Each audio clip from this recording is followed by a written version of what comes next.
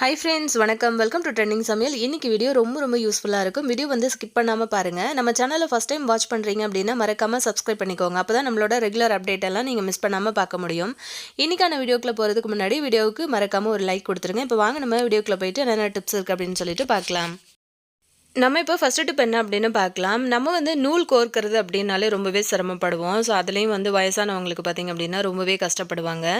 அந்த மாதிரி இருக்கிறவங்களுக்கு ரொம்ப ஈஸியாக நம்ம வந்து சீப்பு வீட்டில் இருக்கிற சீப்பையும் அதுக்கப்புறம் அந்த மாதிரி ஒரு ஸ்டீல் ஸ்க்ரப்பர் இருக்கும் இல்லையா, நம்ம பாத்திரம் கழுவுறதுக்கு யூஸ் பண்ணுற ஸ்க்ரப்பர் மட்டும் வச்சுக்கிட்டு நம்ம எப்படி சூப்பராக நூல் கோர்க்கிறது அப்படிங்கிறத தான் பார்க்க போகிறோம்.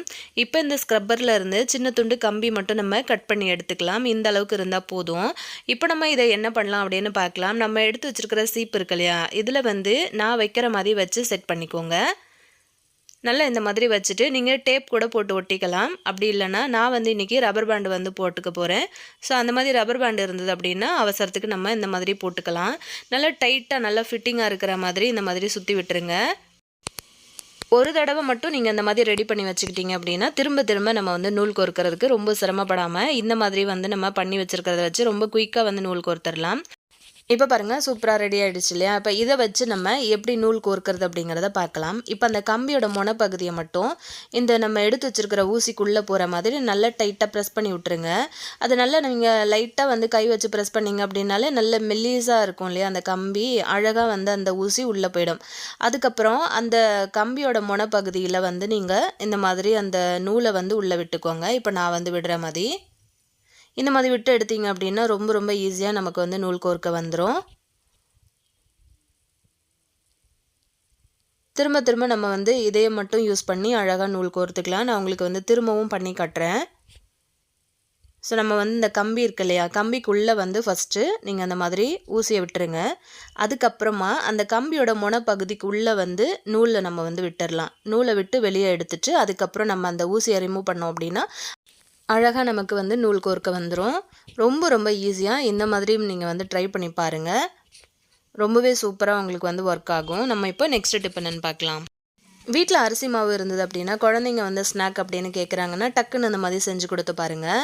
இப்போ 1 கப் அரிசி மாவுக்கு கொஞ்சமாக உப்பு சேர்த்துருக்கேன். அதுக்கப்புறம் தனி மிளகாத்தூள், அதுக்கப்புறம் வந்து பார்த்திங்கன்னா பெருங்காயத்தூள் சேர்த்துருக்கேன். அதுக்கப்புறம் 1 ஸ்பூன் எண்ணெய் வந்து சூடு பண்ணிவிட்டு சேர்த்துருக்கேன். அதுக்கப்புறம் கொஞ்சோண்டு சோம்பு வந்து சேர்த்துக்கலாம். நீங்கள் என்னென்ன ஃப்ளேவர்ஸ்லாம் வந்து ஆட் பண்ணுவீங்களோ, நீங்கள் சீரகம், மிளகா அந்த மாதிரி கூட வந்து ஆட் பண்ணிக்கலாம். கொஞ்சமாக பச்சை தண்ணி ஆட் பண்ணி நம்ம மாவை வந்து நல்லா பிசைஞ்சு எடுத்துக்கலாம். இப்போ இந்த மாவில் நம்ம சூப்பரான ஒரு முறுக்கு பண்ண போகிறோம். அது முறுக்கு அச்சு யூஸ் பண்ணாமல் நம்ம தேங்காய் ஓடு இருக்கு இல்லையா, கொட்டாங்குச்சி அப்படின்னு நம்ம சொல்லுவோம்ல, அதை யூஸ் பண்ணி தான் இன்றைக்கி நம்ம வந்து முறுக்கு பண்ண போகிறோம். நான் இன்றைக்கி வந்து எடுத்துருக்கிறது பார்த்திங்க அப்படின்னா 3 கண் இருக்கிற மாதிரி ஒரு கொட்டாங்குச்சி எடுத்துருந்தேன். ஆனால் அதில் 1 கண் மட்டும்தான் எனக்கு ஓப்பன் ஆச்சு. ஸோ பாருங்கள், அதுலேயே வந்து உங்களுக்கு 3 ஓட்டை இருக்கிற மாதிரி இருந்தது அப்படின்னா உங்களுக்கு ரொம்ப குயிக்காக நம்ம வந்து செஞ்சிடலாம். பாருங்கள், இந்த மாதிரி ரெடி பண்ணி எடுத்து வச்ச மாவை வந்து உள்ளே வச்சுக்கலாம். இப்போ லைட்டாக நம்ம வந்து ஒரு ப்ரெஸ் கொடுத்தோம் அப்படின்னாலே அழகாக இந்த ஓட்டை வழியாக நமக்கு அந்த மாவு வந்து சூப்பராக வெளியே வந்துடும். ஸோ ரொம்ப ஈஸியாக நம்ம வந்து முறுக்கு போட்டுடலாம். நம்ம இதுக்காக அப்படின்னு சொல்லிட்டு முறுக்கு அச்செல்லாம் நம்ம வந்து யூஸ் பண்ண தேவையில்லை. எண்ணெய் வந்து நான் வச்சுருக்கேன் அடுப்பில், நல்லா சூடாகிடுச்சு. இப்போ லைட்டாக நம்ம வந்து வச்சு ப்ரெஸ் கொடுத்தோம் அப்படின்னா ரொம்ப ஈஸியாக நமக்கு வந்து முறுக்கு வந்து துண்டாக விழ ஆரம்பிச்சிரும். மாவு வந்து இன்னும் கொஞ்சமே வந்து லூஸாக இருந்தது அப்படின்னா டக்குன்னு நமக்கு வந்து விழ ஆரம்பிச்சிரும்.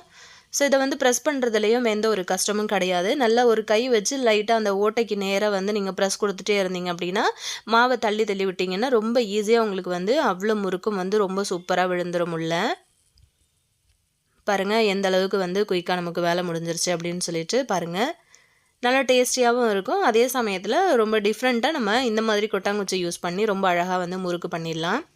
ஸோ நீங்கள் கொட்டாங்குச்சியில் தான் பண்ணீங்க அப்படிங்கிறது கண்டிப்பாக யாருக்குமே தெரியாது, கண்டுபிடிக்கவும் முடியாது. ஏன்னா முறுக்கு அச்சில் பண்ண மாதிரி அவ்வளோ ஒரு அழகாக நீட்டாக இருந்தது. இப்போ நான் இன்னொரு பேட்ச் உங்களுக்கு போட்டு காட்டுறேன். இதில் வந்து பார்த்திங்கன்னா நான் டம்ளர் வந்து வச்சுருக்கேன். மாவை வந்து கொட்டாங்குச்சிக்குள்ளே வச்சுட்டு மேலே வந்து டம்ளர் வச்சு ப்ரெஸ் பண்ணோம் அப்படின்னாலும் ரொம்ப அழகாக உங்களுக்கு வந்து குயிக்காக அந்த மாதிரி ரெடி ஆகிடும். குழந்தைங்க வந்து ஸ்நாக் கேட்குறாங்க அப்படின்னா டக்குன்னு வந்து இந்த மாதிரி செஞ்சு கொடுத்துடலாம். 5 நிமிஷம் வேலை தான், நமக்கு ரொம்ப குயிக்காக முடிஞ்சிடும். அதே சமயத்தில் நல்ல கிறிஸ்பியாக ரொம்ப டேஸ்டியாகவும் இருந்தது.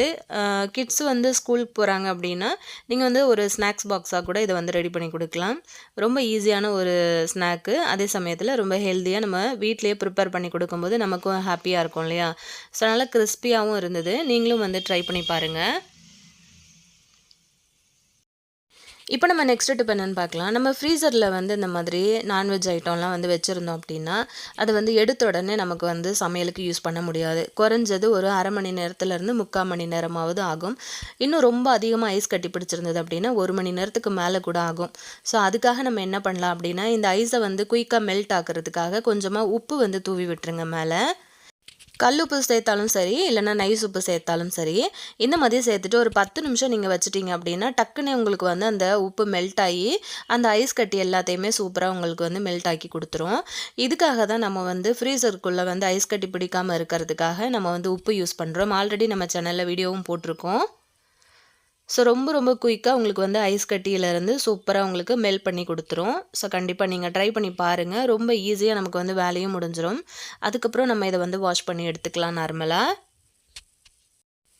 இப்போ நம்ம நெக்ஸ்ட் டிப் என்னன்னு பார்க்கலாம். நம்ம வந்து மீன்லாம் ஃப்ரை பண்ணுறோம் அப்படின்னா நமக்கு வந்து கையிலலாம் அந்த எண்ணெய் தெறிக்க ஆரம்பிச்சிரும் இல்லையா? அதுக்கு முக்கியமான காரணம் என்னன்னு பார்த்தீங்கன்னா, அந்த மீனில் இருக்கிற கண்ணு வந்து நம்ம எடுக்காமல் சில டைம் பொரிச்சிட்டோம் அப்படின்னா அந்த கண்ணு வந்து வெடித்து ஃபுல்லாகவே நமக்கு வந்து எண்ணெய் பறக்க ஆரம்பிச்சிடும். ஸோ அந்த மாதிரி பறக்கிற எண்ணெய் நமக்கு கைகளில் வந்து படாமல் இருக்கிறதுக்காக நம்ம என்ன பண்ணலாம் அப்படிங்கிறத பார்க்கலாம். இந்த மாதிரி ஒரு பிளாஸ்டிக் பாட்டில் நான் வந்து எடுத்திருக்கேன். நம்ம வீட்டில் வந்து நார்மலாக வச்சுருப்போம் இல்லையா, அந்த மாதிரி தண்ணி கேன் அதெல்லாமே. ஸோ அந்த மாதிரி எடுத்துக்கோங்க. எடுத்துக்கிட்டு உங்களோட கையோட அளவுக்கு தகுந்த மாதிரி நீங்கள் வந்து கட் பண்ணி எடுத்துக்கோங்க. நான் வந்து இந்த அளவுக்கு வந்து கட் பண்ணி எடுத்திருக்கேன். பாருங்கள், இப்போ நம்ம வந்து கையை அப்படி தான் வைக்க போகிறோம் உள் பக்கமாக. இப்போ ஒரு கத்தியை சூடாக்கிட்டு இந்த மேலே மூடி இருக்கு இல்லையா, அந்த மூடியில் வந்து நான் போடுற மாதிரி ஒரு கோடு மாதிரி இப்படி போட்டுக்கோங்க. இது எதுக்கு அப்படின்னா, நம்ம மீன் வந்து ஃப்ரை பண்ணும்போது நம்ம தோசை திருப்பி போடுவோம் இல்லையா கரண்டி, அதுதான் நம்ம அதிகமாக யூஸ் பண்ணுவோம்ல. இதை வந்து உள்பக்கமாக விடுறதுக்காக நீங்கள் இதுதான் விடணும் அப்படின்னு இல்லை. நீங்கள் எந்த மாதிரியான கரண்டி விடுறீங்களோ அதோட கைப்பிடிக்கு தகுந்த மாதிரி நீங்கள் கட் பண்ணிக்கோங்க. இப்போ இந்த மாதிரி நம்ம கரண்டியை ரெடி பண்ணி யூஸ் பண்ணுறதுனால நமக்கு வந்து மீன் இந்த மாதிரிலாம் நம்ம ஃப்ரை பண்ணுறோம் இல்லையா, நமக்கு அது வந்து எண்ணெய் எல்லாம் ஃபுல்லாக பறந்து பார்த்திங்க அப்படின்னா அந்த கொப்பளம்லாம் வராமல் இருக்கும். ஸோ கொப்பளம் வந்துச்சு அப்படின்னா புண்ணாயிடும். ஆல்ரெடி வந்து பார்த்திங்கன்னா மீன் ஃப்ரை பண்ணும்போது தான் எனக்கு இந்த மாதிரி அந்த இடத்துல கையில் வந்து பார்த்திங்கன்னா விரலுக்கு நடுவில் வந்து ஃபுல்லாக எண்ணெய் தெரிச்சு அதுக்கப்புறம் அது கொப்பளமாக மாறி அதுக்கப்புறம் அந்த இடமே வந்து கருப்பாயிடுச்சு. ஸோ அந்த மாதிரியான பிரச்சனைகள் வந்து வராமல் நம்ம ஈஸியாக வந்து அவாய்ட் பண்ண முடியும்.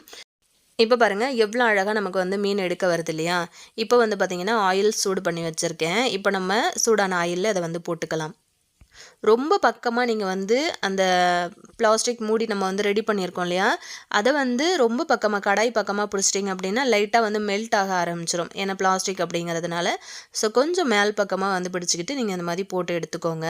ஸோ கைகளில் வந்து உங்களுக்கு அந்த எண்ணெய் வந்து ஃபுல்லாக சுத்தமாக ஒரு ட்ராப் கூட வந்து உங்களுக்கு படவே படாது. ஸோ பார்த்தீங்க அப்படின்னா உங்களுக்கு தெரியும். நான் இன்றைக்கி என்ன பண்ணுறேன் அப்படின்னா மத்தி மீன் ஃப்ரை பண்ணிவிட்டு அதுக்கப்புறம் வந்து குழம்பு வைக்கிறேன். ஸோ மத்தி மீனை வந்து நல்லா ஃப்ரை பண்ணதுக்கப்புறம் குழம்புல போட்டு நீங்கள் வந்து ஒரு தடவை ட்ரை பண்ணி பாருங்கள். ரொம்ப டேஸ்டியாக இருக்கும் அந்த குழம்பு. பாருங்கள் ரொம்ப ஈஸியாக இருக்குது நமக்கு. நான் ஒரு கையில் வந்து கேமரா வச்சுருக்கேன். ஸோ இந்த மாதிரி வந்து நம்ம ஈஸியாக நம்ம மீன் பொரிச்சுக்கலாம். கைகளில் வந்து எண்ணெய் படவும் படாது. ஸோ இன்றைக்கி டிப்ஸ் எல்லாமே உங்களுக்கு பிடிச்சிருக்கும்னு நினைக்கிறேன். பிடிச்சிருந்ததுன்னா மறக்காமல் இந்த வீடியோவுக்கு ஒரு லைக் கொடுத்துருங்க.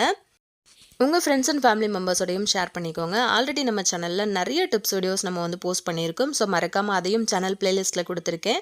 டிஸ்கிரிப்ஷன் பாக்ஸ்லையும் கொடுத்துருக்கேன், செக் பண்ணிக்கோங்க. நார்மலாக நம்ம வந்து மீனை அப்படியே டைரெக்டாக குழம்புல போடுறத விட இந்த மாதிரி பொரிச்சிட்டு வந்து வச்சு பாருங்கள். ரொம்ப டேஸ்ட் அட்டகாசமாக இருக்கும். இதே மாதிரி இன்ட்ரெஸ்டிங்கான இன்னொரு வீடியோவில் நான் உங்களை திரும்ப மீட் பண்ணுறேன் ஃப்ரெண்ட்ஸ். தேங்க்யூ.